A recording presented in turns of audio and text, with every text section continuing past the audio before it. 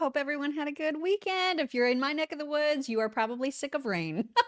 Because I sure am sick of rain right now. We sent it to you guys. We just sent it. God, did you ever? Because it is just not stopping. It's bad. All right, let's get into some things and some stuff, because right out of the gate, we're going to talk about you, Bernie. What do you gotta? It's a little bit sick. That was like a sick Bernie. What do you gotta? Okay, there you go. There it is. Is that better? There it is. Good Lord, I need more coffee. You sound extra raspy there this morning, Bern. A little bit sick. He is 83. I mean, come on. He's 83 until next month, which he's turning 84 next month. And Dana Bash asked him, "You seem like you have a lot of vigor and vitality and vim. Are you going to make another run for it?" And here is what the Bernster said. You're obviously still full of vigor and intensity for the things that you're passionate about and have been for decades. Is there another presidential run in you? Oh, no. God. Let's not worry about that. I am going to be 84 years of age next month, as a matter of fact. So I think that speaks for itself. Right now, what is more important, in my view, and I want to see, obviously, the most progressive candidate that we can have, is to rally the grassroots of America. A moment ago, you asked me about West Virginia and why people vote for Donald Trump. Our job is to turn that around. Dana Bash. Why aren't you wearing horse shorts, Dana? Why can't he just say no? Like, why can't he just say, why does he have to say the whole, I'm turning 84, that speaks for, just say the words no. He's a politician. They can't do that. They have to dance around their words. They have to say that. Do you guys know? Just answer a question. Little tidbit about him. He has made $1.7 million from his books alone since 2016. But I hate capitalism. Well, now it's only billionaires that are a problem. Millionaires are fine. And he has 3 homes. Everybody knows he has 3 homes, right? Vermont, a DC house, and then a vacation home in Vermont. Another one. He's got 2 homes in Vermont. He's a primary home and a vacation home. 2 homes. As you do when you're a politician. Do you? Does everybody? Do you guys have 3 homes? And then when you're a politician. When you become a politician, and you got to. And it's only 2 of them. They don't even. I don't think they have kids. Do they have kids? I don't know. If they do, ew. Oh God. Okay. All right. You guys make sure that you check out our socials. Do that. chicksonright.com/links. You can do that. Also, please click subscribe to this podcast. Do that. And then think about joining our insiders and locals. You should do that too. These are your people. It's like a cup of coffee every month. That's what that costs. Worth every penny. Yep. Every and single one. Lots of people that are in those groups can attest. It's true. That is the kind of community that you want to be a part of. That's right. All right. Let's talk about some politician-y sorts of things, but like the good kind, because you know how like Marco Rubio has 10 million jobs now? Like Trump is like, you know what you need to be in charge of today? I'm going to make you interim director of all of these things. Well, so now you can clean the bathrooms at the White House too. It's fine. Do that too. Now he's starting to do that with Scott Bessent, because Scott Bessent also highly, highly effective person. And so now he has been named as acting IRS commissioner. He should just shut it down. Just shut it down, Scott. This isn't the end. You know that he's gonna be like chairman of the Fed, interim chairman of the Fed. Like he's gonna be all the things relating to money. That would be okay. Again, shut that down too. Just shut it all down. Shut it all down. And speaking of Scott Bessent, he was asked about working with Donald Trump and what it's like to work for Donald Trump. And I just loved his answer about that. So you guys need to listen to it. Also, here he is. What's it like working for him? Well, I can tell you, it's 21/7. Yeah. It's 21/7. The president is a cyborg, half man, half machine. And he, not only does he have incredible energy, he has incredible ideas. He's very engaged in first principles. why do we do this way? Why was this built? And I was in Stockholm it all runs together. I was in Stockholm last week, Monday and Tuesday, negotiating with the Chinese, and he said, well, call me on Monday and tell me how it went. I said, well, we're pretty good, but there's this one problem. And he said, well, why don't you just do this? And that was too obvious. Right. Yeah. But I mean, the wheels are always going. He can multitask like crazy. I mean, he's really the ultimate executive. And I love that. I know. And I believe it. Yeah. Oh, completely. Mm-hmm. Talk about vigor. By the way, people are saying that Bernie has 4 kids. But are they his kids? Did he produce those kids, or are they stepkids for him? I think that he's been with that wife for like ever. I think they had kids together. Together? Well, gross. Gross, you guys. That's gross. I wonder, I mean, but those kids have got to be like 1,000. old, They got to be like right? 70. At least Because our he's age. 102. Right. I know he's 83, anyway. but still, it's gross. Okay. Also, we need to talk. Remember how Trump entertained the president of Azerbaijan last week? Did you want to say that a few times? Because I know you love that word. Ahmed dinner jacket. Oh, no. It's Azerbaijan. I love that word. It's a great word, especially when you're reading it on the fly. I did such a tremendous job last week. I know you guys loved it. You're welcome. So one of the things that he did with that president is he took him to the White House gift shop and was showing him around the gift shop, gave him gifts also. But then one of the items that's in the gift shop are Trump 2028 hats, and like God. also hats that say 4 more years. And if you listen carefully, you will hear the president of Azerbaijan suggesting that he wishes Trump would run in 2028. Here's the cute moment where they're showing off hats. You know, you're not allowed to run. Because I'm 28 points higher than anybody. Everybody wants me to run, but including us. Including It's us funny. So this drives me crazy. Look, 4 more years. They go 4 more years. Azerbaijan.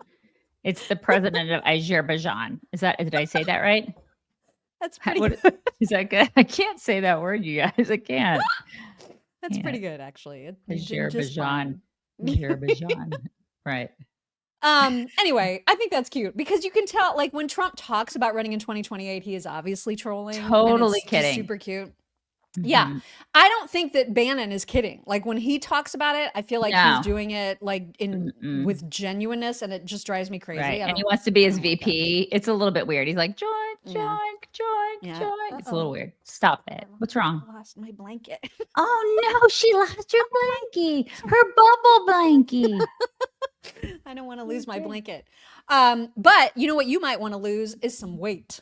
And here is how you can do it. If you fat, you can lose it with lean. You can do that. Actually, just lean with it. You can lean. You can.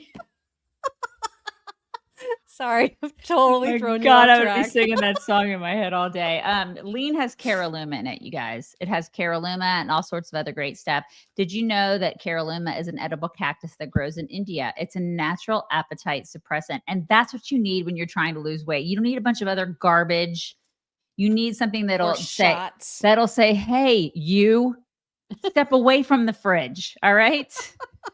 Put the Oreos down. That's what you need. Okay. It helps to curb your appetite. It's just one of the natural ingredients in lean, which is great. You can use code CHICKS20 at takelean.com for 20% off your first order. This stuff is great. You don't need injections. You don't need all that other crap. Okay. It's as close as they come to the injections because it has a bunch of other stuff in it. It helps you maintain healthy blood sugar. It controls your appetite. It controls cravings. It does all that kind of stuff. And then it helps you burn fat by converting fat into energy. I swear I am talking just like Ahmadinejad, like I did on Friday. I can't talk today, you guys, but listen, lean, the best part, no needles, just results. So you should check it out. If you're wanting to lose just a couple pounds, or if you want to lose a lot of pounds, try it. Okay. Let's get you started with 20% off. Just use Chicks20 at takelean.com. That's code Chicks20 at takelean.com. Do it. Do it. Friday this week is a very important day, and it's because President Trump will be meeting with Putin in Alaska on Friday to talk about how to finally end the Ukraine-Russia war. Will it be successful? Will there be progress? I have no idea, but if anybody can make progress, it is our president. That's right. So we will see. He's also sick and tired of all of the violence that is taking place in our capital city. And today, as a matter of fact, at 10 a.m., I believe, he's going to be having a press conference and making an announcement about how he intends to stop the violent crime. He's essentially going to be taking over the entire city. So he's sick and tired of it, and it needs to happen. I mean, even last night, there were federal agents that were making all kinds of arrests because the violence and the chaos is out of control in our capital city, and it's got to stop, and he wants to put a stop to it, and good on him for that. And the local folks are probably really pissed off about this, but, you know, too bad. So sad. I mean, if the local cops aren't cutting it, then he's got to do to DC what he did with LA. When there was chaos that Mayor Bass couldn't control, they brought in National Guard. They took care of it.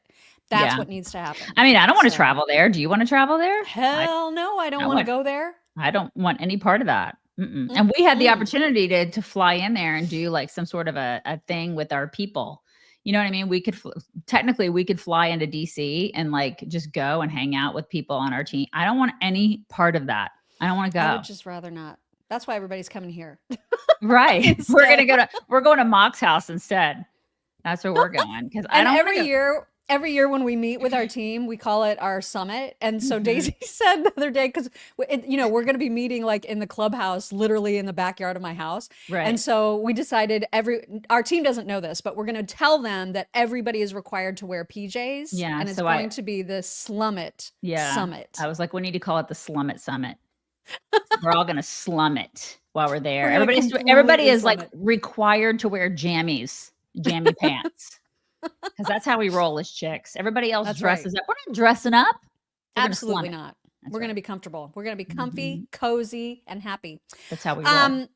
Frank Luntz, who is not nearly as exciting as Harry Enton, but who also does similar things when it comes to data and stats and polling, he had to break it down to CNN that Trump voters are actually delighted with our pick. There's all kinds of talk about, Trump voters regret their choice. On the contrary, that is not true. And here is Frank Luntz with the If you voted for Donald Trump, this is exactly almost to the letter what you wanted.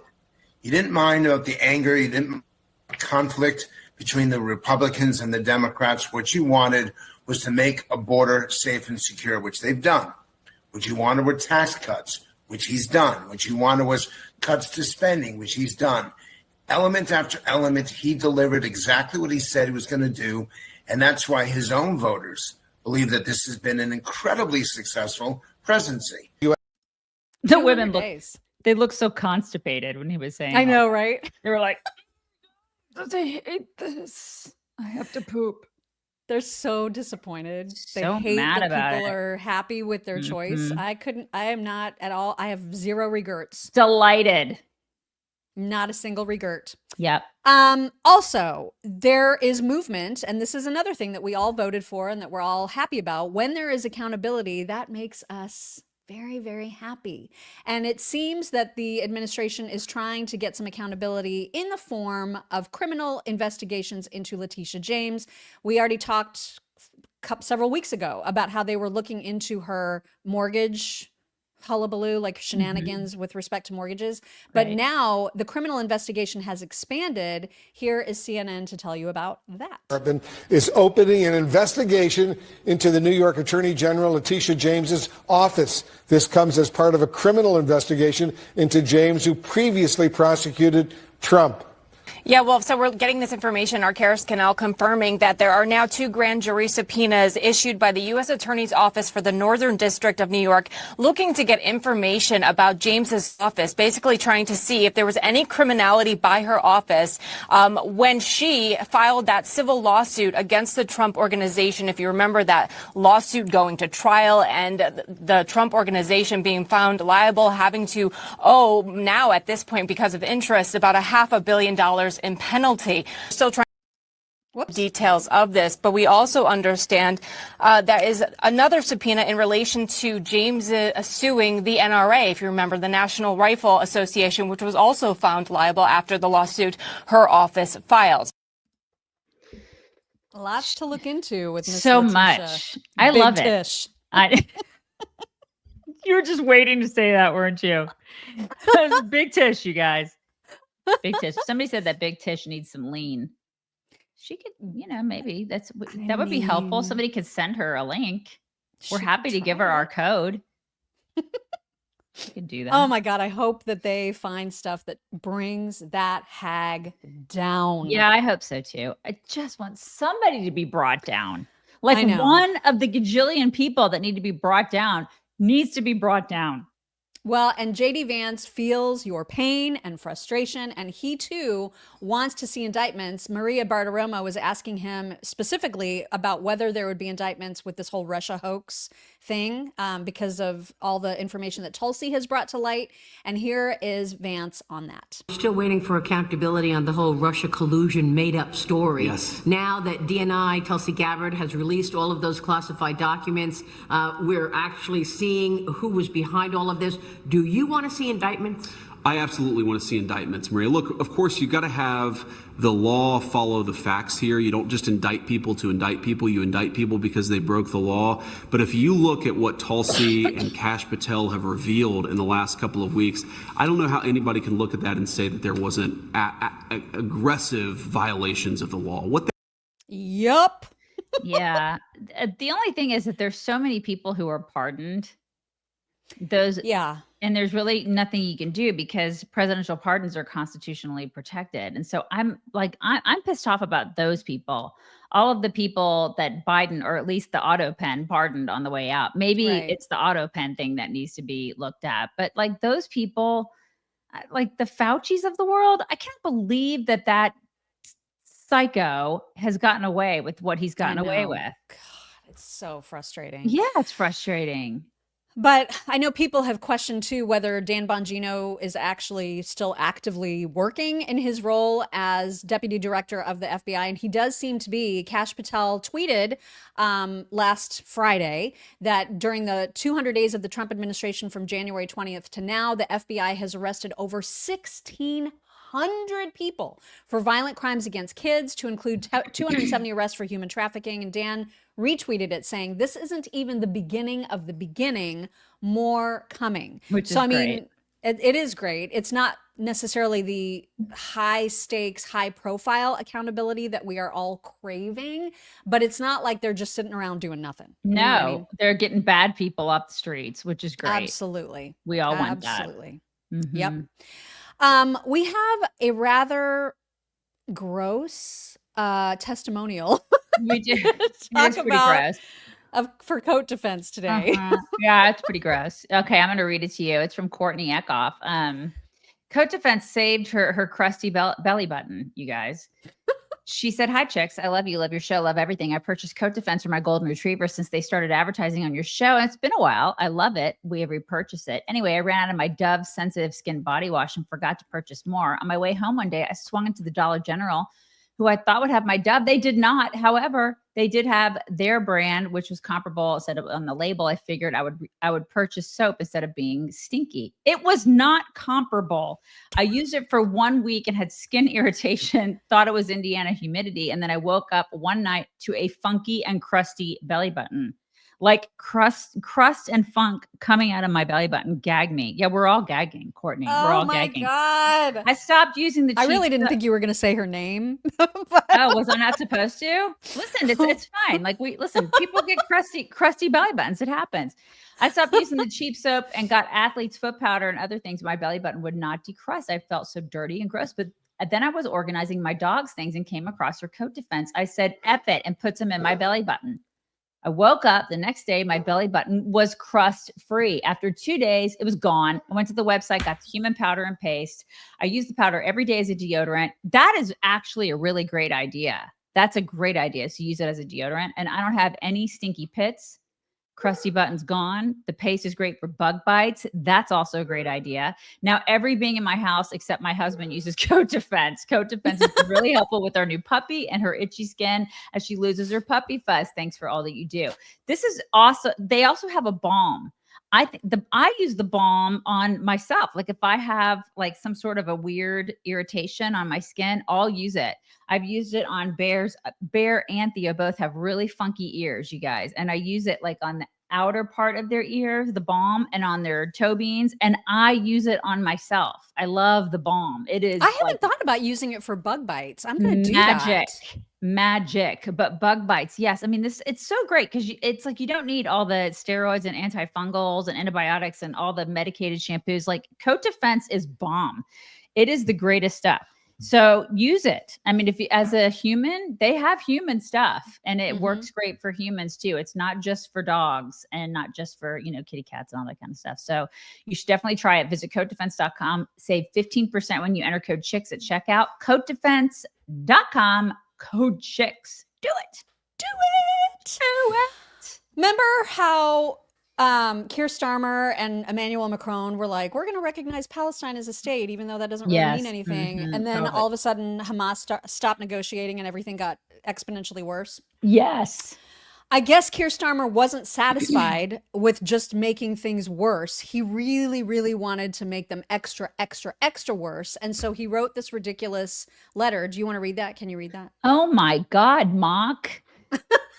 It's like going to an eye exam and then making you read the last line. Okay, here we go. The Israeli government's decision to further escalate its offensive in Gaza is wrong, and we urge it to reconsider immediately. This action will do nothing to bring an end to this conflict or to help secure the release of the hostages. It will only bring more bloodshed. Every day, the humanitarian crisis in Gaza worsens, and hostages taken by Hamas are being held in appalling and inhumane conditions.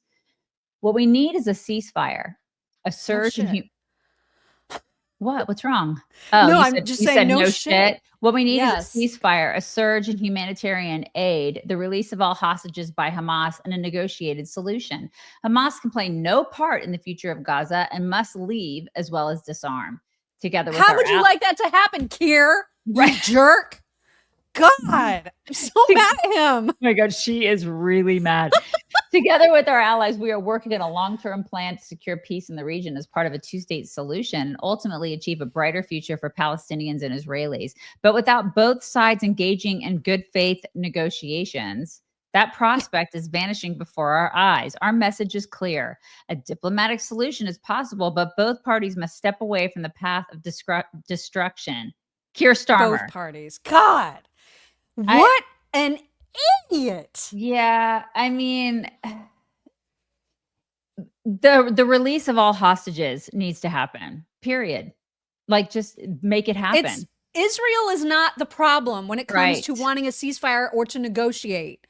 They've never been the problem. There have been a zillion different ceasefire agreements brought forward. Hamas has rejected every single one. And you're not going to Israel's not the problem. You're not going to get peace if they still have freaking hostages. Like, what is going on? How is that? It's hard to understand. Yeah. It is so freaking frustrating. Mike Huckabee responded to this nonsense and said, so Israel is expected to surrender to Hamas and feed them, even though Israeli hostages are being starved. Did the UK surrender to Nazis and drop food to them? Ever heard of Dresden, PM Starmer? That wasn't food you dropped. If you had been PM then, UK would be speaking German. He's absolutely 100% right. I love that. You go, Mike. Get him. God. Mhm. And then Bibi is saying that he's not naming names, but he is saying that there are countries within the EU who are privately telling him, we're totally on your side, like we're in this with you, but then publicly are saying very different things. And he talked about that a little bit in a presser just the other day. Here's what he said. I think there's an issue here.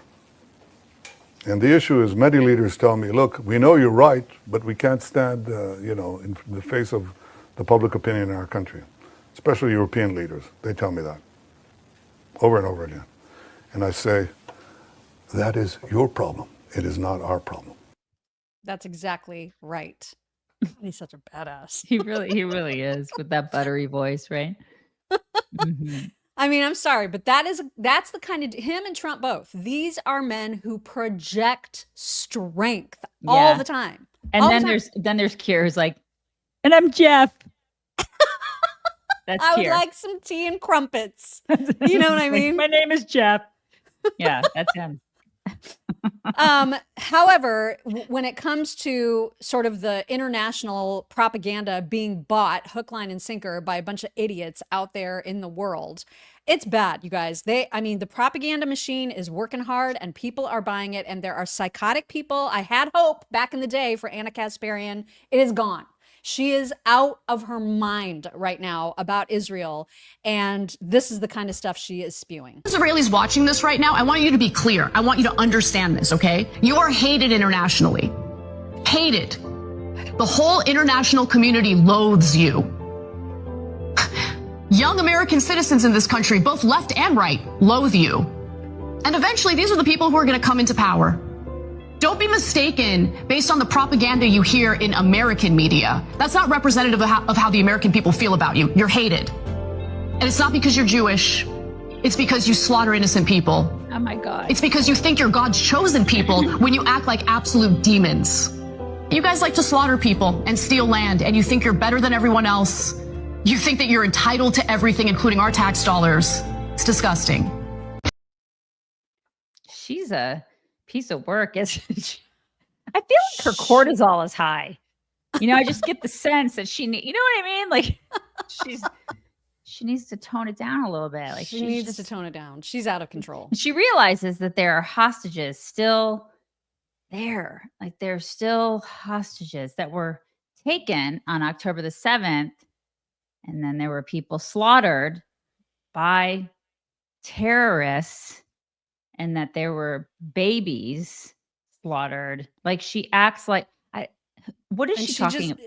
That's the thing. The fact that she ignores that completely. I mean, it's and she is trying to accuse people who see that of being bought in by propaganda. Girl, you are the one. You're the one that is buying upset. Hamas propaganda. Right. I'll side with the Israelis every day, all day, henceforth and forthwith, before I believe a word out of the Gazan health ministry. Well, my favorite is when she says, it's not because you're Jewish. Right. Actually, it is. That's totally what it is. is. You can go ahead and stop right there. Anna. Gosh. Well, there was a TikTok that went pretty viral on socials over the weekend. I don't know who this guy is, but he was talking about how this disease really of all the people in the West who have bought into the propaganda. I mean, obviously Anna Kasparian is sick with it like crazy. He talks about how it's like a religion, how it's like a cult. And he's so right on. This runs a little bit long, but totally worth it. Listen. Is not a movement. It's a new religion. And the liberal West has converted en masse without even realizing it. Totally. It's not about land or liberation. It's a belief system built on a lie. It has its prophets, the influencers, washed up actors, and failed academics delivering truth as revelation. It has its martyrs, or the children of Gaza, used as human shields, sacrificed by their own leaders. Its high priests, the corrupt UN and NGOs who dictate morality and who the world must love or hate. And of course, it has its devil, me, the Zionist, cast as evil incarnate for believing Jews have the right to exist and govern themselves in their ancestral homeland, Israel. To question the doctrine is heresy. To ask about its billionaire leaders is blasphemy. To mourn Israeli lives is apostasy. They wear keffiyehs like crosses, chant slogans like prayer, and repost rage bait like scripture. Gaza has become their holy land, but the place where they worship is right here, online. The facts don't matter. The evidence doesn't matter. What matters is being part of the congregation, the global cult of the righteous. Outrage brings belonging. Protests offer salvation. Shame Israel and donate funds, and you are cleansed of Western guilt and reborn as righteous. You're either a believer or a monster. There is nothing else. But where does the money go? Are Gazans withdrawing cash from ATMs in tents? If they're starving and there's nothing to buy, why send money? And if there is food, who is selling it to them? Who is profiting? Hamas and their Islamist backers in Qatar and Iran. They could end the war they started today. But why would they? The more it looks like they lose, the more they win. And they have you doing their PR for free. Right. By engineering campaigns of mass starvation, genocide, and colonization, they can starve their victims, commit genocide, and continue to colonize the region while raking in billions from sham charities, enough to fund their jets, yachts, and penthouses. And it works. They know us better than we know ourselves. And like all cults, they prey on the lost, confused, and outcast, promising a future of utopia while delivering nothing but destruction. It's no different. It's no different than the propaganda that we saw during COVID. It's no different. And all the people that bought into that bullshit and how they pinned one group against another group. And it was like, oh, you're unclean, you're unvaxxed, you're this, you're that. You know, it's like, and remember, like the people that got on that side, they so quickly got on the side of, oh my God, you have to get like a vaccine. Listen, I know it's like a strange correlation, but the propaganda is the same. The way that it works the same. The way that it works. Right. Exactly. The correlation is weird, but the propaganda use is exactly the same. They're doing the same thing. If you can't see that, I can't help you. I cannot help you. But it's a lot of the same characters. A lot of the liberals, a lot of the celebrities, they all go to that side and they demonize, oh, you're not like falling in line with the propaganda. Well, you know, then you're a terrible person. Actually, no, I'm awake. Exactly. You should also be awake to the fact that your data is not necessarily protected when you're out there in the dangerous World Wide Web. And now we are using what the pros use, and that's Webroot. I'm going to read the testimonial we got last week from Jamie because it's a really great I know we read it once last week, but it's worth repeating. Jamie wrote us and she said, I'm listening to your show and you just mentioned Webroot for computer security. We own a small IT company, actually shutting it down at the end of the month so we can retire. And we use Webroot. It's the best. Just wanted to say that as a testimonial. Everything y'all said about it is spot on. Thanks, Jamie. They use it. I mean, small companies really, you know, IT-based companies, they use it because they know that it can do really wonderful things. It protects up to 5 devices. It has real-time antivirus, has firewall and network monitoring, really quick scans with minimal system impact. And then they have like web threat shield, and it cleans your system. It removes all the online activity traces. It's great. Like if you want to get like one identity, you can get up to 5 devices. You can do it for your family, up to 10 identities and 10 devices. It's good if you have elderly parents. It's good to protect against online predators. It's the best one out there, you guys. So definitely check it out. You can get 50% off Webroot Total Protection or Webroot Essentials by going to webroot.com/chicks. That's webroot.com/chicks. 50% off, you guys. 50. So check it out. It's the best one. I mean, now I know that, and I'd never heard of them, but then when I mentioned it to Ron, who is in IT, he was like, "Oh my God, you guys are gonna talk about there's no one better." And I was like, "Dang, that's coming from an IT person. I'll take it." Yeah. Back to Israel just for a second, because the cult like crazy has also infected many people on the right, as we have discussed ad nauseum. One of those people is Marjorie Taylor Greene, and she is having the most epic fight on Twitter with Mark Levin. Not a fan of either one of them, to be honest with you, but this fight is getting so bitchy. So first we've got a tweet from her, and then we have a response from him. If you want to read both of them, they are going at each other. Here's Marjorie Taylor Greene. So MTG said, Fox News host Mark Levin is a raging psychopath. He's attacking me, lying about me, and even worse, in comments in his own post, calling Christians bigots, and says I should go to prison. All because I am unapologetically America first and unapologetically fighting for my children's generation. Ever since I called for a recorded vote on my amendments to defund U.S. taxpayer money to Israel and other foreign countries' foreign aid, Mark Levin has rapidly been attacking me. And then the attack started from AIPAC. Do you see the pattern?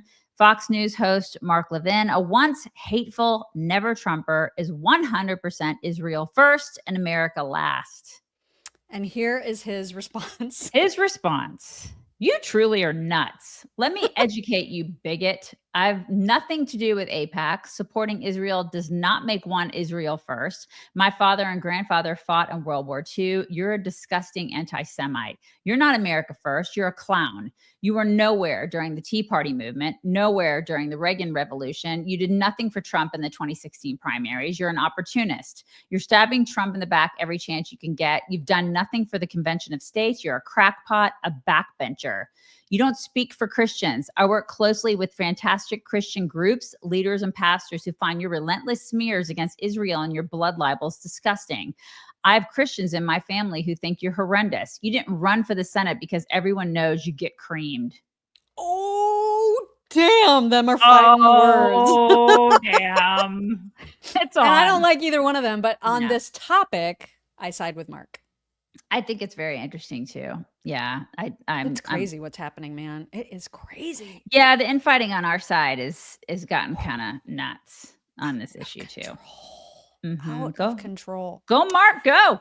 He's a Yeah. little screamy for me. A little screamy. He's very screamy and so But nasal. It makes it very difficult for me to listen to very, him. very hard. I can't watch him, but he's a very smart man. So Very, very smart man. And it's going to be interesting. interesting to see what Trump does with this fight, if anything, Mhm. because he is tight with both of them. You know what I mean? So Yeah. I don't know. I don't even know what's going to happen with that. Yeah. We will watch it.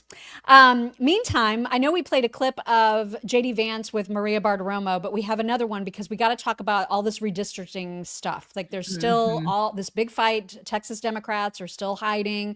They can't reach quorum to do their redistricting vote. And there's a lot of chitter chatter about it and a lot of hypocrisy coming from Democrats. JD Vance was actually in our previous home state of Indiana this past Friday talking to Mike Braun, the governor there, about possibly redistricting Indiana, and JD explained why. Just back from Indiana, did you have discussions on redistricting with officials there? We did. We spoke with the governor, with the Speaker of the House there in Indiana, and the Senate President. And the message I delivered is pretty straightforward. We want a unified Republican team. We want to fight together, win together, make big things happen for the American people, and obviously the people of the state of Indiana together. But one of the things that you see in a lot of red states is blue states have really aggressively gerrymandered such that they've actually made it harder for the majority of the state of Indiana to have their voice heard in their federal elections. Because if California has crazy gerrymanders, Illinois has crazy gerrymanders, New York has crazy gerrymanders, what it does is it actually suppresses the will of the people in states like Indiana.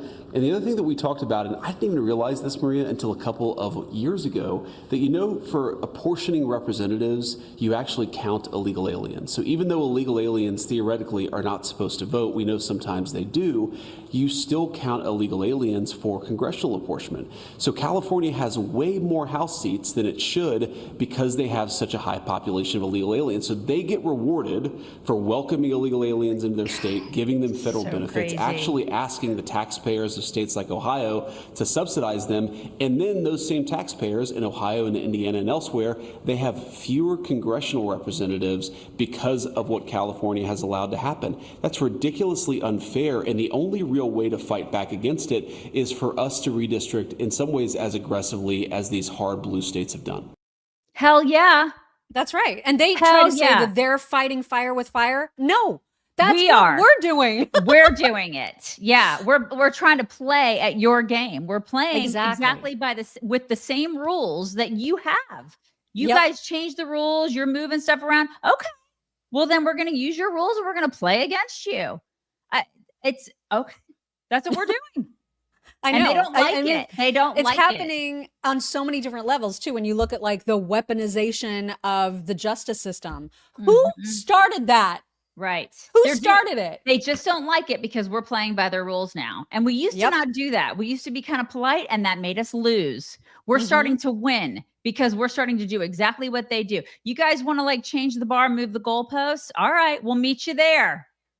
I will say, one of our favorites, former governor of Indiana, Mitch Daniels, wrote a piece about this, I guess, somewhere or was interviewed about it. And he hates what's happening with all the redistricting stuff. He's kind of like California Representative Republican, I think it's Kevin Kiley, who's also trying to make rules against anybody doing any kind of mid-census year redistricting. So Mitch and Kevin and others just want this all to stop. But the problem is that Democrats have already redistricted in ways that are crazy. You only need to look at the Illinois map to know that. And speaking of the Illinois map, Kristen Welker, I gotta say, she was journalisming. It was weird. Yeah, it was super weird with JB Pritzker. Like, she was doing actual journalism, and he did not answer well. Here's what it looked like. Your group that grades the fairness of congressional maps gives your state an F.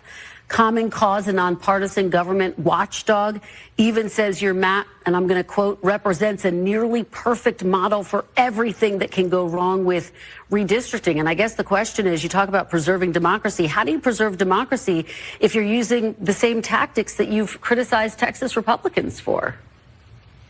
Yeah. But as I say, what they're talking about is a distraction.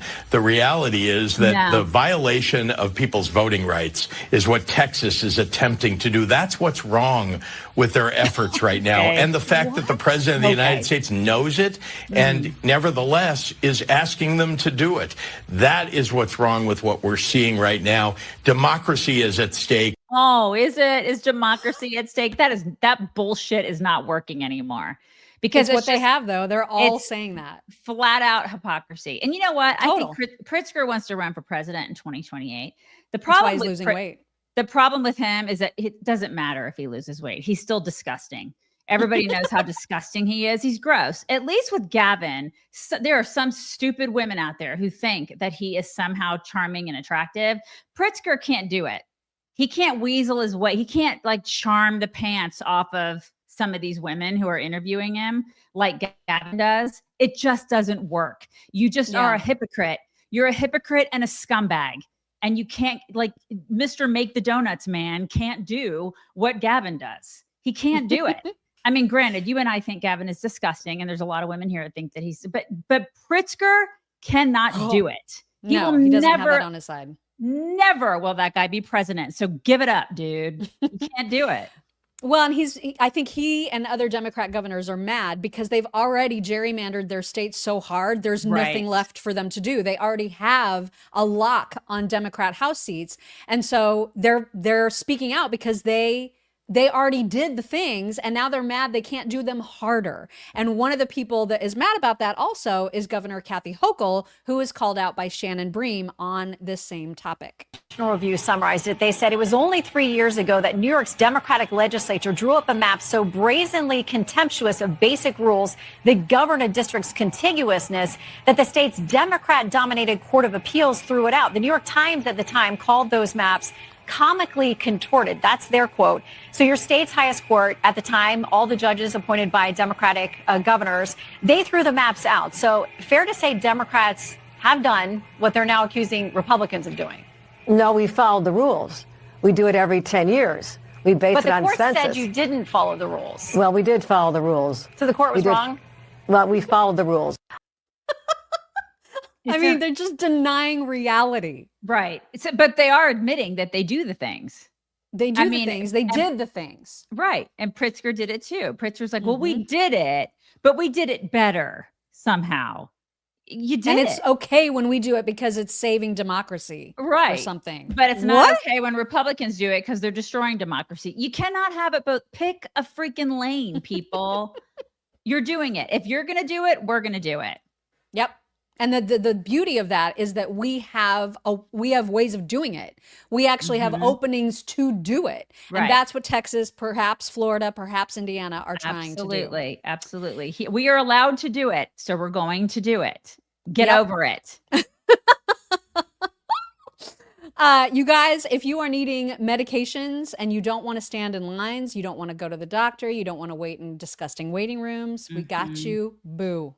I don't want to do that. I don't want to do any of that. Yeah. I mean, Thank they you, but also, no. listen, they have antibiotics. They have regular medications that you probably take every single month. They meaning All Family Pharmacy. All Family Pharmacy. Yes. Thank you for throwing that in there, Mock. All Family Pharmacy has that. They have also innovative options like methylene blue, which is something that RFK Jr. has talked about. It has a lot of benefits for brain health.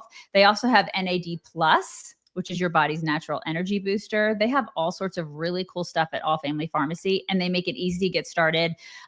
Your doctor's prescription is included. Everything ships right to your door. You can visit allfamilypharmacy.com/chicks. Use code CHICKS10 to get 10% off your order. I like having an emergency kit on hand. They have a bunch of different emergency kits where you can get all different kinds. They have like ivermectin, antibiotics, all different essentials, but I like having those on hand just in case. And a lot of these don't expire for like 5 to 10 years. So it's nice to have these on hand for your family, for everybody in your family, no matter what. Like if somebody gets a sinus infection or whatever, it's nice to have that stuff on hand. So visit allfamilypharmacy.com/chicks. Use code CHICKS10 to get 10% off your order. Do it. Do it. Eric Holder the Sloth is also talking about redistricting, also with Kristen Welker. And it's really interesting because in the matter of, I don't even know how long this clip is, like 30 seconds, 40 seconds, something like that. He manages to say that what Republicans are trying to do with redistricting is a threat to democracy. And when Democrats do the exact same thing, it's saving democracy. Okay. I don't know how that works exactly, but here is the sloth to try to explain. How can gerrymandering both be a threat to democracy and also the way to save it? Well, there's no question that gerrymandering is a threat to our democracy. It allows politicians to pick their voters as opposed to citizens choosing their representatives. But we are now in a situation where we find ourselves where authoritarian moves are being made by the White House through various states, Texas most prominent among them.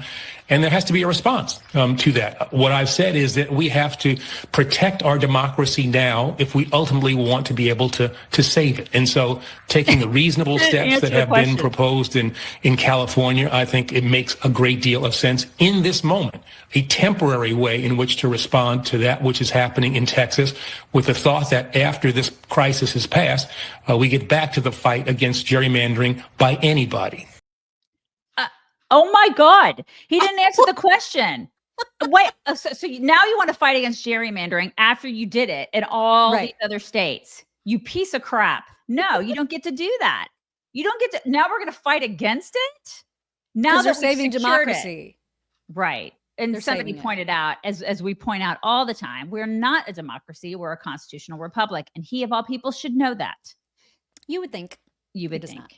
Mm-hmm. The reason for my name today is because inexplicably Beto O'Rourke continues to do things politically, like hold rallies of whatever. And he also talking about this same issue in a way that suggests he just wants to fight in the most, whatever ways Democrats need to fight, they're going to do it. He's talking tough, you guys, because he's using curse words. And you know how Democrats, they really mean it when they use the curse words. Okay, so here's a couple clips from some rally that Beto did. We don't await the punch thrown by these would-be fascists to land. We punch first and we punch harder. We want California and New Jersey and Illinois and Maryland and every other state where the Democrats hold the governor's mansion, the assembly, and the state senate to redraw their congressional districts now, not wait for Texas to move first, to maximize Democratic Party advantage. Listen, you may say to yourself, well, those aren't the rules. There are no refs in this game. Fuck the rules. We are going to win whatever it takes. We're going to take this to them in every way that we can. Next time we win power, we're going to drive that car like we stole it. We're going to legalize every dreamer's parents, every hardworking American doing backbreaking work that makes this country so goddamn great in the first place, even greater as U.S. citizens. Didn't he steal a car once, or was that just robbery that he was? I don't know. Was what it robbery? He stole something. Was he dressed as the furry at the time? Right. I think he was a furry who robbed somebody, and he was also he also got a DUI. So Nice. I can't keep track of all the crimes this guy's committed, and also I can't keep track of how many times he's lost. Yeah, he never wins anything he ever runs for ever. Why is he a thing? Why do they keep who's paying this guy to actually go out and campaign all the time? Like, he doesn't have a real effing job. He's probably going to run for president with Stacey Abrams as his VP, and then it'll just be like the loseriest ticket of all time. It's just like, what does he do for a living? He just runs. He just runs for office, and like, he doesn't actually have a job. How do you do that? Do you have a rich wife? Is that what it is, Beto? Because he has a rich wife too. Oh, that's what it is. He has a sugar mama. So that's what a piece of crap this guy is. He's awful. Absolutely awful. Getting back to Pritzker for just a second. Remember, because we played this clip several weeks ago of Mamdani saying he doesn't think billionaires should exist. Remember? Yes. The problem with that is that Soros, for example, Pritzker, as another example, are billionaires. Yeah, but they always say that. They always say that about, and then they go, except for our billionaires. We like our billionaires. Right. Well, in that same interview, they played Mamdani saying that to JB Pritzker and asked him to respond. And I just thought, this is uncomfortable and I like it. So here's how JB excuses his billions to people like Mamdani. Don't think that we should have billionaires, because frankly, it is so much money in a moment of such inequality. Governor, is that the kind of message that Democrats should be embracing? Look, how much money you have doesn't determine what your values are. And I'm a Democrat because I believe that everyone deserves health care. I'm a Democrat because I believe we've got to fund education and have a free public education available to every kid in this country. I'm a Democrat because I believe that we've got to stand up for our democracy and against the MAGA Republicans who are literally trying to take away people's rights all across this country. So it does not matter what your income level is. What matters is what your values are, and that's what makes me a Democrat. Okay, well then you should fund it. What are your values, fatty? You should fund it. Seriously, I'm serious. Like, what he is like the poster boy for excess. If he's a Democrat and he feels that way, what are your values? If you think that everybody should have free healthcare, everybody should have free this and free that, give up all your money and give it to other people, and give up all seriously. He should be skinny and poor. I'm serious. Oh my God, I love Am I wrong? Am I wrong? No. He's just just got plenty said of it. money to do a lot of the things that he's saying need to be done. Give So it just all away. Give it all prove away. your values, fatty. Right, really. Prove your values. Speaking of Zohran, he posted, I think yesterday, this little video of him and Elizabeth Warren sharing a park bench and like chit-chatting. And I don't know if it's genius, if it's like another one of these campaign videos that I'm like, that's actually effective, or if it's just so ridiculous that I don't even know what to make of it. All I can tell you is that any man whose laugh is more shrill than a woman's cannot be trusted. That's my takeaway from this ridiculous video. Here it is. There you go, Mark Zuckerberg. So Mark Zuckerberg gets to buy another island. I was trying to hold in a cough and I started crying. Oh, I thought you were just being timid. I feel the same way. I bring this out in people. I really do. It's fine. That is an ad? That's an ad for him. Yeah, what did that that's an show ad. me? I'm sorry. I don't understand how that is an ad. Like, they thought that would be a good idea to make that an advertisement for, this is the guy that should run New York City. Yeah. WTF. Can't you see how effective he would be? Oh my God. Who is doing the PR for this guy? What are you doing? Yeah, I don't know. But wow. And he'll win. Because oh my God, he's totally going to win. Because people are so stupid. And because like Andrew Cuomo is running the worst campaign ever. Oh my God. He's posting like super cringe things on Twitter. He's doing everything wrong. Literally everything wrong. Plus he's awful anyway. You know what I mean? Right. He's just awful. He is awful. But maybe it's a good thing if Zohran wins. And George Will, who I forgot existed, but who was on with Bill Maher this past Friday night, he actually wants Zohran to win and explained it quite well why this could be a good thing. Some water. And on the other side, you have the guy running in New York, Mandami, right? Okay, who's like a straight up communist. I mean, he is. He talks about, the things that communists say. I mean, he wants free grocery stores, free buses. I want him to win. You want him to win? Yeah. I think every 20 years or so. Wait. We need every 20 years or so, we need a conspicuous, confined experiment with socialism so we can crack it up again. Socialist slogan used to be, workers of the world unite, you have nothing to lose but your chains. The new socialist slogan is, trust us, this time it won't be a mess. So, when the post-war Labour government in Britain was about to get started, one of their leading lights was a socialist named Nurian Bevan. He said, what could go wrong? He said, we have a nation bedded on coal, surrounded by fish. It would take an organizational genius to have a shortage of either. In 3 years, they had a shortage of both. That's socialism. Perfect.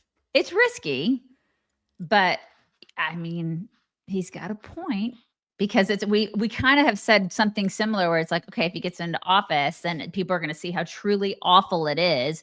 And it'll be like it'll be a confined case study for the rest of the country.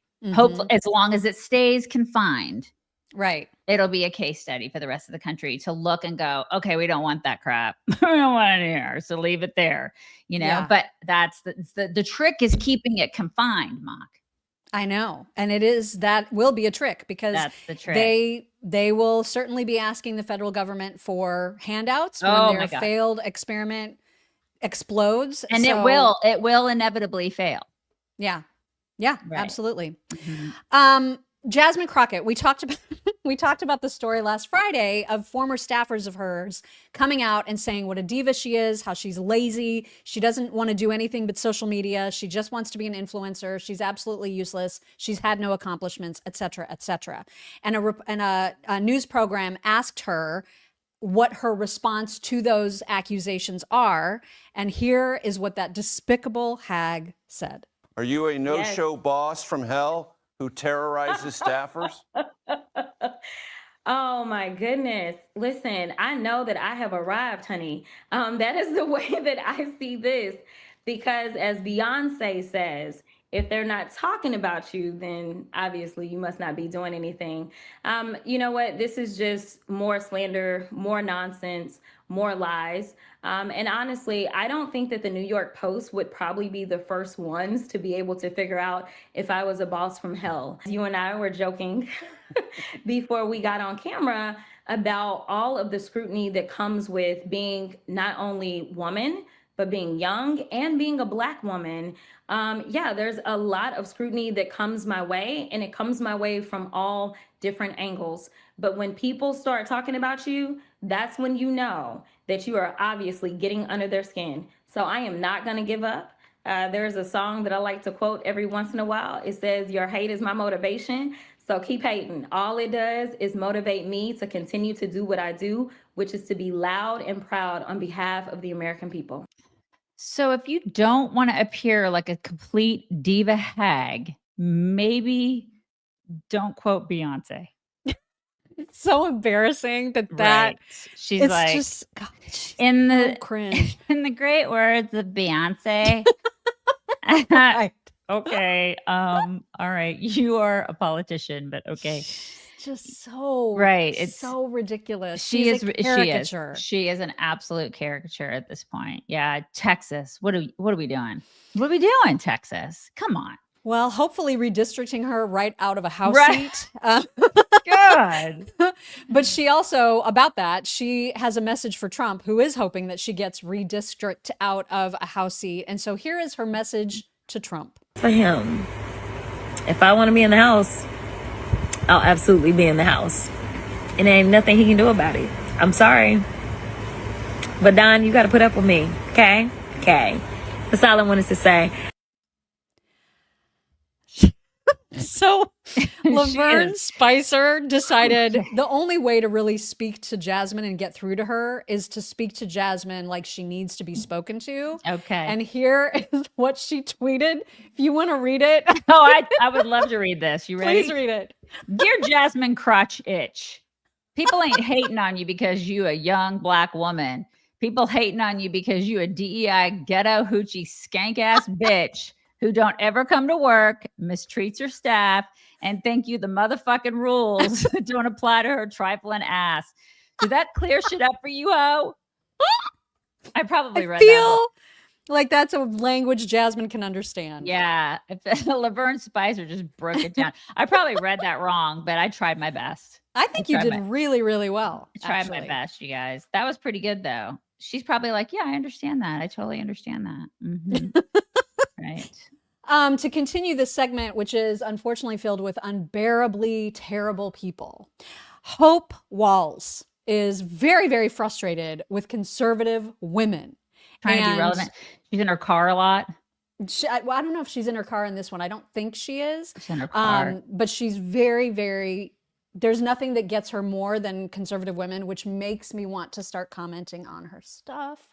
Because I know it makes her crazy. So here is Hope Walz's latest complaint about conservatives. Oh, okay. Nothing upsets me more than when I see like conservative women like say stupid shit, whether it's commenting on my stuff or just like videos or in general. And I know like to some degree that's probably some of my internalized misogyny because we all have it. But I get so much more upset when it's women than when it's men, because men are expected to be dumb and to say dumb things and to have these like thoughts and to say them out loud. I don't feel that same way for women. So when they are, I'm like, why do you hate yourself? Why do you hate yourself? It's expected that men hate us, but why do you hate yourself and all of us? Like it grinds my gears, and I know I probably like shouldn't be on the internet telling people what makes me mad. But it pisses me off. It also like makes me very sad for them, because in the end, those guys are still not going to pick them. Yeah, you probably shouldn't. She probably shouldn't be on the internet talking about stuff like that at all. She shouldn't. What guys aren't going to pick us? What does that mean? What does that mean? I don't know, but it explains a lot of her giving her dad a pass, because she's like, I give men a pass because she thinks men are stupid. She's been raised by one that's not real it's bright. The one that does this, like it's one that goes like jazz this. hands. Yeah, she's been raised by jazz hands with low IQ, so it explains a lot. Yes. That video explained a whole lot. Yeah. And why is she constantly taping her face like right up close? And does she have a job? Is she working? I don't think so. She probably has enough of a following now where she's maybe this is her living. Just posting your face and talk. Okay. I guess. I don't know. All right. I don't know. To be a Gen Zer, right? Right. Mm-hmm. This next person, I don't even like to mention their podcast because these two women are reprehensible in every single solitary way. Why? But Jennifer Welch, who could be a candidate for Don't F With Your Face, totally. She lost her mind talking about Republican women and Republicans in general, and just being so angry and hateful, and like, you know how pinched and pointy her stupid face is anyway? Oh yeah. When she feels the rage and seethes about her hatred for Republicans, it gets even more pinchy and unbearable. And I'm sorry to put you guys through this, but I sat through it, so you have to too, because she cray. With white people that triple trumped, that have the nerve and the audacity to walk into a Mexican restaurant, a Chinese restaurant, an Indian restaurant, go to perhaps their gay hairdresser. I don't think you should be able to enjoy anything but Cracker Barrel. And if you want to triple Trump, And you want to browbeat DEI, and you want to browbeat gay people, and you want to browbeat black people as you've been doing for 400 years. And you want to browbeat this generation of immigrants that come over here and open up businesses earnestly, pay their taxes. You want to demonize them and call them rapists and felons and all this shit when the felon is the teeny weeny mushroom cock piece of shit, Kankles McTaco tits at the top of the ticket. I have fucking had it from top to bottom.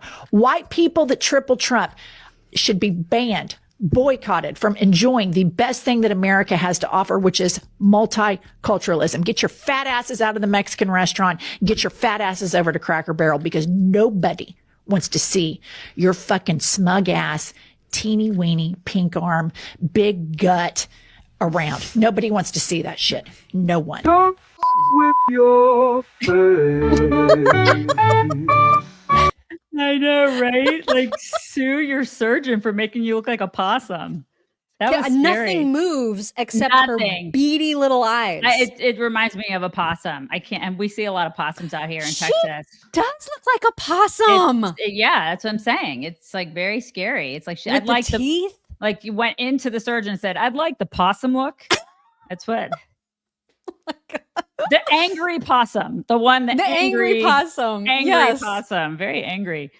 Is she aware? She's the one that went on that rampage with. She had some black guy on their show, and she was like, "We need more color in our neighborhood because I live in an all white gated neighborhood because I'm rich." And it's all white people, and we need more color in our neighborhood. And then the one couple, damn it, that moved into our neighborhood that was black happened to be MAGA. Oh my God. Do you remember? There's still there are more color. If you wanted the color, you got the color. What's the problem? It was so elitist and disgusting the way she talks about black people. It's like she doesn't understand that there are gay conservatives. There are black conservatives. There are Hispanic conservatives all over up in here where I live. Lots of conservative Hispanics, lots of conservative blacks, lots of conservative women. Go figure. Lots of conservative Asians. I mean, it's like she lives in a bubble where she doesn't understand that these people exist. There are conservative transgenders, lady. Get a grip. Get outside. Maybe walk outside of your white ass neighborhood and understand that these people exist. You bigot. I genuinely enjoy how miserable of a person she is. I do too. It gives me great joy. She deserves every last bit of misery. I know, right? God, she's awful. It gives me great joy too. Yeah. Also on Friday, we talked about appropriate reactions to South Park by conservatives who are getting mocked by them. And so Charlie Kirk, for example, was super enjoying it. JD Vance was enjoying the fact that South Park, used their characters in their show. And Kristi Noem actually was on Glenn Beck kind of bitching about it. And then there were some people at the White House that were also trying to say that South Park is irrelevant. Not the right way to handle South Park. But it seems that Kristi has grown over the weekend, and she decided to change her Twitter profile picture to this. And I thought, look at you, Kristi. That's the way to handle it right there. That is the way to handle it. That's how you do. Good for her. It's actually really funny. It is great. It's like a great likeness. It is really funny, right? I know. So was really, really glad to see that. And then someone on Twitter also made a South Park version of us. And it says, am I frozen or are you frozen? Oh my God, which is so apropos. But who's the one with the pink hair? Is that me? Am I supposed to be I don't even know. Hair? I don't exactly know which is which, but it works. Pink hair. It does work. It does. Am I the one frozen or are you frozen? Who's frozen, you guys? Who's frozen? So that came from Ronnie for Truth, which is just absolutely perfection. I love that so much. Also, I loved this that was going around on socials over the weekend. This is a fellow who took, school has started for a lot of families across America. And this fellow he wants everybody to take note of something that's going on at school drop-offs that is of concern. Here he is to tell you all about it. Hey, I need for y'all to help me spread this great injustice that my son and I endured on the way to school on his first day of fucking school, man. As we walking up the street, a group of white people were walking our way. And I didn't think anything of it. But as we got closer, the individual who was walking in the front of all these people looked me in my eye and was like, good morning. I was like, good morning, how are you doing? He was like, I'm doing fine.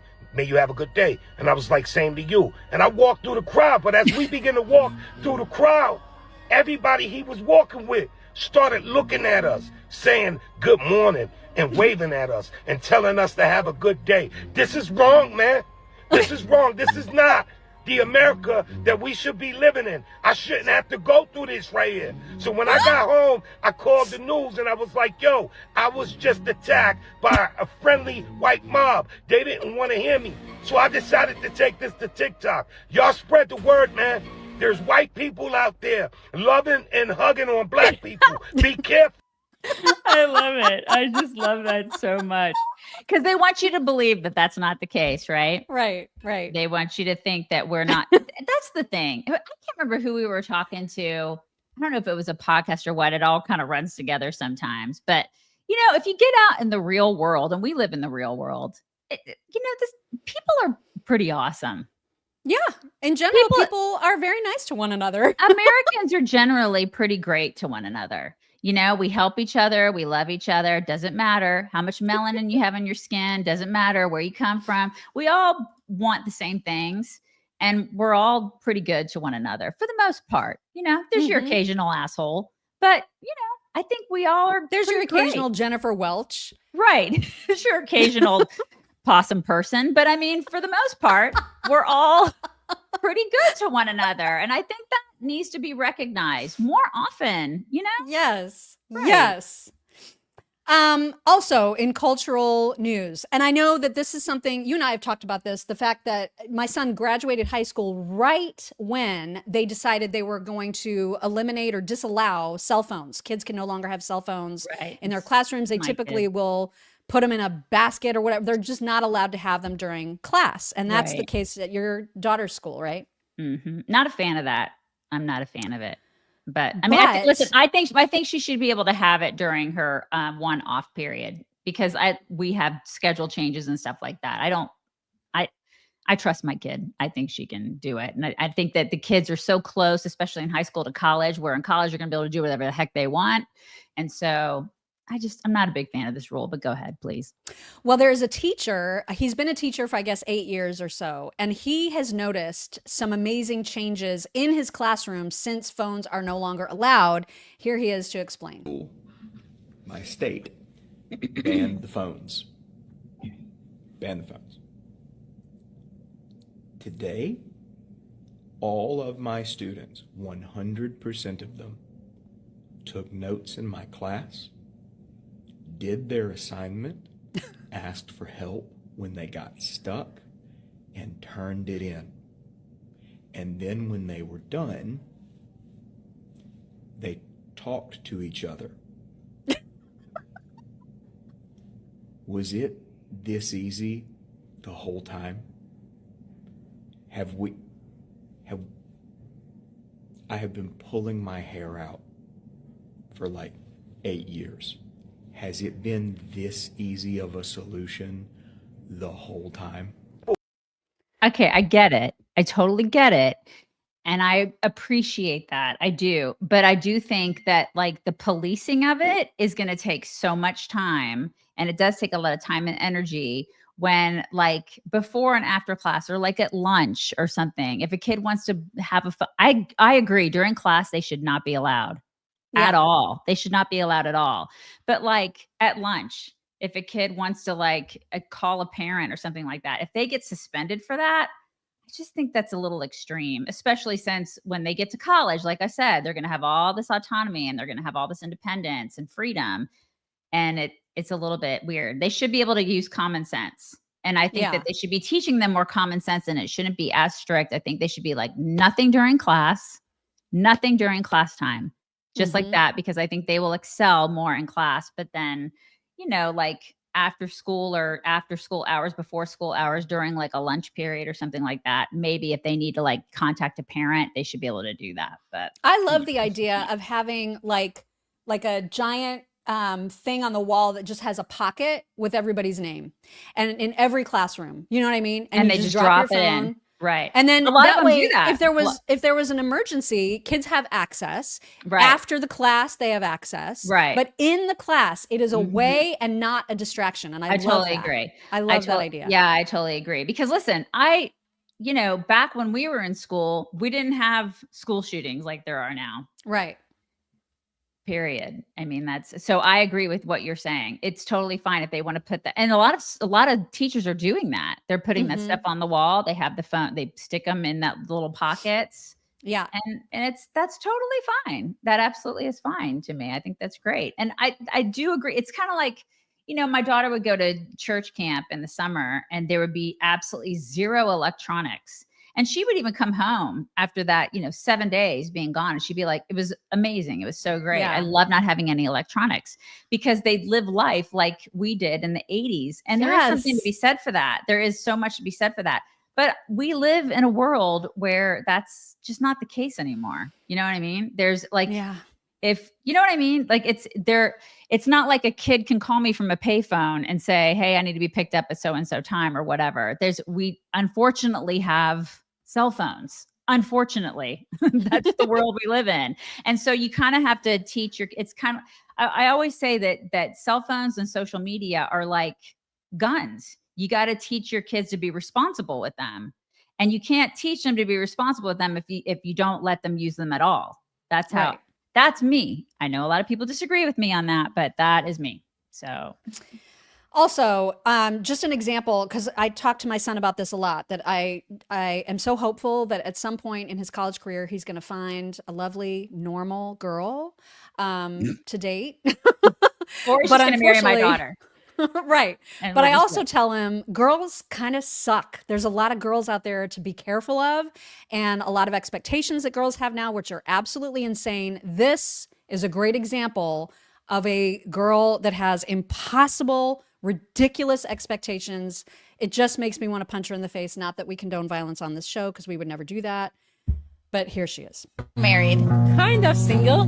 Kind of single? Yes. What does that mean? I recently broke up with someone. Oh, I'm sorry. Well, why? Because like a few months ago, it was our anniversary. After 1 year, he took me for dinner. It was a nice restaurant, but he just paid for the dinner around like $2,000. Wait, so let me see if I understand. Oh my God. You broke up with this man after being with him for a year. 1 year. Because he took you to a restaurant and only paid $2,000? Yeah. Okay. Did he get you anything? Yeah, just normal gift around like approximate price was like $5,000. So a $5,000 gift, $2,000 dinner. That wasn't enough? No, we have been for 1 year together. Oh my God. I'm a woman. What did you get him? Me. See, this is what these dudes be talking about, because you're terrible. I don't even, how do you do that at dinner? Like, how do you even spend $2,000? How? Where are you eating and what are you eating? I don't understand. Yeah, I don't. Maybe it's because you buy I don't know, the best bottle of wine, or I don't even know how to do that. I've never been to a restaurant where I would ever spend that much money ever. I'm sorry. I'm almost 54 years old. I've never been to a restaurant that cost that much. I don't even understand. I can't wrap my brain around that. So I don't know. How much did you eat? How people are saying it's a joke. I hope that's true. I hope it's a joke. Yeah. I don't understand. But the point is that you see this kind of entitlement a lot. We talked about last week with the engagement ring, right? That so many of these girls are like, if it's less than a carat, it's crap.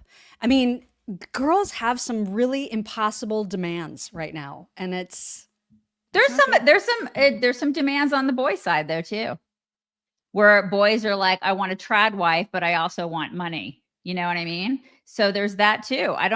I see a little bit of both on both sides. I think that generation, there's just a lot of mixed signals, and it's part of it is just culture. It's just our society.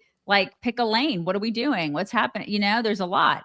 And then things are expensive. There's got social media, which goes back to the whole phone thing, which is kids are raised in this generation of the internet. I freaking hate the internet. You know, it's like, it's not real. None of it's real. That's one of the things I try to teach my daughter. It's all fake. Everybody's fake. None of it's real. The only thing that's real is what you can hold in your hand. That's it. It's like your family, you know, your friends. It's like none of it is real. And so this is the thing. I don't like any of that stuff, because so many of these girls think that they have to attain something. Boys have to get this, girls have to get this. They all have to live these certain lives and they have to impress other people. We just weren't like that. We just wanted to find a partner that we were compatible with. Yeah. That was the main goal. It wasn't about like, what specifics do you bring to the table? Like, what do you, I mean, it was just not about that. No, it was about building a life rather than having a life immediately. It was just like about building something together, which I don't know. It's a little bit different now. Kids want It's a lot different now. Yeah, God. it is a lot different now. There is a great video that I told my husband about this. I was like, you're so this dad, and I just love you for it. This is some awesome dadding right here, you guys. It's a little boy who obviously has been disrespectful to his mom, and his dad is teaching him a lesson, and it's awesome. Stop. Where's your phone? Baby, stop, I said. Okay, chill. Alexa, stop. Stop. Nope. Did you just tell your mom to chill? That was a question. Did you just tell your mom to come right here? Put your jacket or like push-ups. How many? Push-ups. How many? How many? Count them. Go. Go. Count them. 2, 3, 9, 10. Keep going. How many? Go. Go. I can't do more. Go. Oh my gosh. 14. Can't do no more. 15. 2 more. Don't give up. Don't give up. Good one. Good one. Stand up. Squat. Count them. Feet flat. All the way down. 22. 23, 24, 25, 26, 42, 43. How much has he done? Pause. Is this fun? No. Keep going. Keep going. The little girl. 57, 58, 59, 60. Okay. Do we tell our mom to chill out? No. Absolutely not. I will not let you talk to me. Absolutely not. Would I let anybody else talk to her like that? So you don't get to talk to her. Okay? And there's the hug. Sorry, Mom. Hey, I love you. I think one of the greatest things about that, besides the dad doing that, is that the mom didn't intervene. Exactly. The mom just let it happen. The mom was just over there doing her thing, and she didn't intervene. She was just like, yeah, I'm just going to let dad do the dadding. You know, it was so good. That's crucial to that whole thing. She just was like, you're going to, and you then can tell that's happened that before. boy, like, he initiated the hug with his dad after that, after he apologized to his mom. It was just perfect in every way. I just loved everything about that. It's kind of weird that we have to do that though now. Like, people have to share that stuff and say this is what good parenting is. Like, what? Well, I bet you anything there were probably comments saying that was cruel. Oh, I'm sure. Oh, I'm absolutely sure. There insane. are people, without question, there are people saying, oh my God, that's child abuse. You're making him do push-ups. Ridiculous. Okay. All right. This next one actually got me a little weepy. So there is a boy it's his birthday. I think it's his 12th birthday, if I'm not mistaken. And he thinks that his mom is coming home to give him his birthday present, which is a burger from Sonic. And he is overjoyed. about getting a burger from Sonic, but it's not a burger. It's actually a phone. And him finding out is just, it's going to make you so weepy. Watch. There go my birthday boy. Yeah. I bought that boy a burger. Yeah. What the yeah. I bought that boy a burger. Yeah. God bless him. Yeah, boy, I bought you the biggest burger they had, yeah. Yeah, man. I bought you the biggest burger they had. My you God. Eat that. You gonna eat that burger? Yes, I am. Come back over here. I can't eat my burger. Come over here. Open your big burger. We want to see your big burger. I cannot.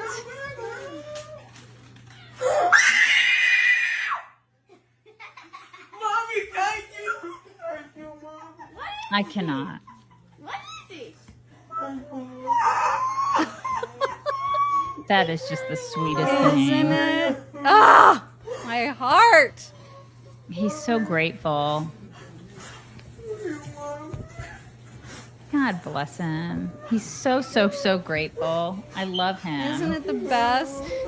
It makes me kind of hungry though. I really want a burger right now. I don't know about you guys. I'm really hungry. Oh my God. Like what a Sonic sweetheart. sounds really good right now with some tots. Oh, Sounds really good. What a sweetheart. I know. Hurts my heart. Right? It does. All right, on to some ridiculousness. You've gone through these. I've gone through these. When you're doing an animal safari drive-through, and the animals can just like come right up to your car window, and you can feed them. So Yeah, so many times. absolutely cracked Oh me my up, you God. guys. There is an alpaca that looks like the Somali pirate. No. I No, there is promise. not. No. I promise. Oh my God. God bless him. Too cute. Oh my God, I can't. All right, here is the alpaca Somali pirate. Don't forget the one that looks like a Somali pirate. I can't. Oh my God, that is hysterical. there. Yes. I'm the captain now. I'm the captain now. Yes. I can't. That is awesome. Oh my God, I love that so much. That And then guy. also, yesterday, I just want to tell everybody, in case there are those of you still out there who are wondering about my knee, I walked 1.25 miles. That's yesterday. amazing. It's a record for me with my new knee. Were you going kind of fast? Because you used to walk really fast. No, I don't do fast anymore. I mean, You my don't? Ron and Jackson both said that I'm pretty speedy, but it's nothing like I used to be. Like you I mean, used to I'm be? hoping to work back up to that, but She used to be it was like so a 24-minute mile. Okay, still though, that's amazing. But I did it and it was okay. Like I didn't, it didn't swell up or anything after. So like I was feeling pretty good. I did that last night. And the reason I'm telling you about it is because it was with Maisie. We took Maisie for her walk. And of course, Ron always carries the doggy bags to pick up her poop in case she goes in somebody's yard. And so this video about what dogs must think of that absolutely just cracked me up. They Here it is. need us for our poop. Huh? Watch that lady. Watch her. See? Dang. See? It's like they're collecting it for something. What do you think they're doing with it? I think they're using it to make chocolate. Have you ever had a piece of chocolate? No. Exactly. Oh my God, that's so great. Those are Danes. They're so pretty. I love They them. think we're making chocolate with We're making chocolate from it, you guys. I just can't. True. I love that so much. Also, what is that chick's name? Meg? You're gonna see. Is it Meg? The Jen something or other. Is it not the self-help lady? Yeah, she's the Is it Meg? I think it's Meg Robbins, isn't it? No, it's Jen Robbins. I think it's Jen Robbins. I thought Mel. It's Mel. It's Mel. Mel I Robbins. said Meg. It's Mel Robbins. That's right. Mel. Yes. So Mel Robbins wants to make sure that people know to not spend their money on stupid shit, which is great advice, right? Oh yeah. And I adhere to that rule all the time. right. And Totally. so too does the gentleman that you will see right after she gets done saying, don't spend your money on stupid shit. Stop spending your money on stupid shit. Totally. This is me. That's oh my God, I have to get that. I have to get that. Yes. Oh my God. That is not stupid. That's That obviously is a very necessary amazing. item. Like that would be so great to wear on the show. I need those, you guys. I need those glasses. Those fake coffee glasses. This would be amazing. And then lastly, just because I love labs, here is a precious lab greeting his owner in the morning when they're camping. This is so sweet. Golden retriever, sorry.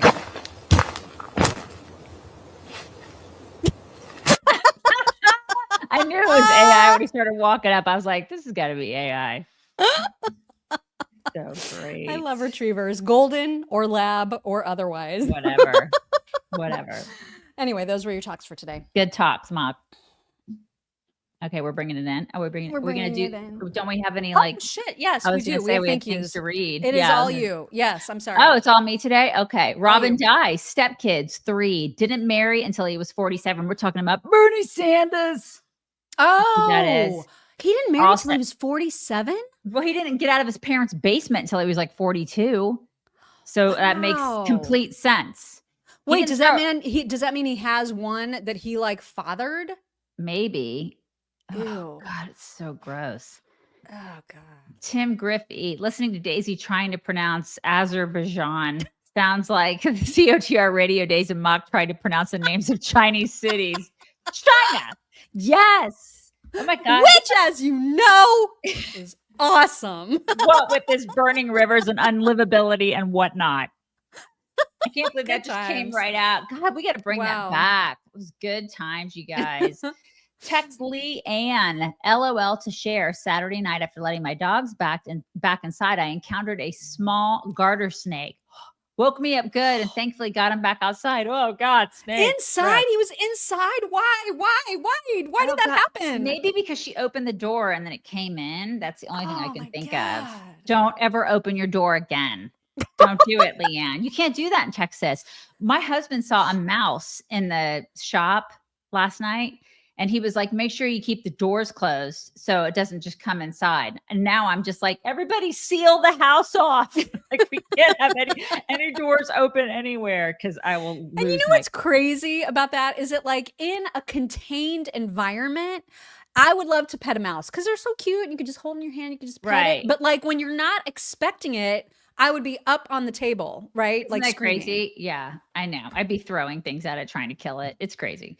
Paula Johnson, 1498. Bernie has one son of his own that he had in 1969 with then girlfriend. His current wife has 3 that he considers his. So he has a kid that is my age because that's the year I was born. That's crazy. He's got a 56-year-old son. God. I gotta know about that guy. I want to look him up. He's probably a complete... But I don't know. Maybe he's not. Maybe he's at like a Wall Street tycoon or something. We're just completely unaware. He's probably a billionaire. He's at least a millionaire. Robin Dye. Guy surnamed Jerry and Map look like salamander. I don't know what that. Guy surname Jerry and Map look like salamander. I don't know what that means. Am I supposed to know what that means? Okay, I'm sorry. It's got something to do with gerrymandering, but I don't exactly understand. Right. Mike Sassman, when they say democracy is at stake, translate to Dem power is at stake. That's the reality. Amen to that, Mike. Exactly right. Terry Ray Nick, 6070. Beto is nothing more stupid than using the in this moment line. It's true. He's right. Beto. It's so cheesy. In this moment. He is like a walking block of cheese. Somebody said on Twitter that they remind him of a gay Pete Buttigieg.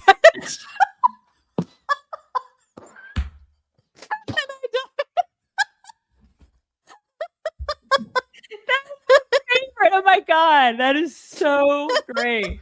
Oh, Terry Ray Nick, 6070. Let's get it right, Jazzy. You're 44, not that young to act like a 13-year-old who does nothing most of the day. What a maroon. Right. She's 44. She looks pretty good for 44. I'll give that to her.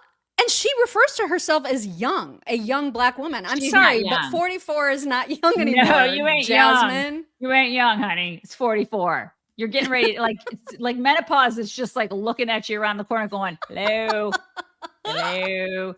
Terry Ray Nick, 6070. If I want to say moron, let me say moron. Okay, say Did moron. YouTube not let you? I wonder if they is that what it tried to was? block You her can from say saying that. moron as much as you want. Reba Henry 6242. Mock, these women are terrible today. My son, who's 35, barely even dates anymore because of how self-absorbed women are today. They're pretty bad. Oh my God. Yeah, it's all I'm that girl worried. power stuff. I mean, we have 2 girls, and I would hope that I would like to think that my girls are good girls, you know, but there are some pretty bad Yeah, girls just out tell there. Gwen not to just hold. Just wait for Jackson. Hold. Hold. It's like Braveheart. This is what we're going to do with her. Crazy Mama 456. I say, let the kids keep their phones, but put them in those plastic cake containers from the bakery. Ain't no way they can open those quietly. I love that idea. It's a great idea.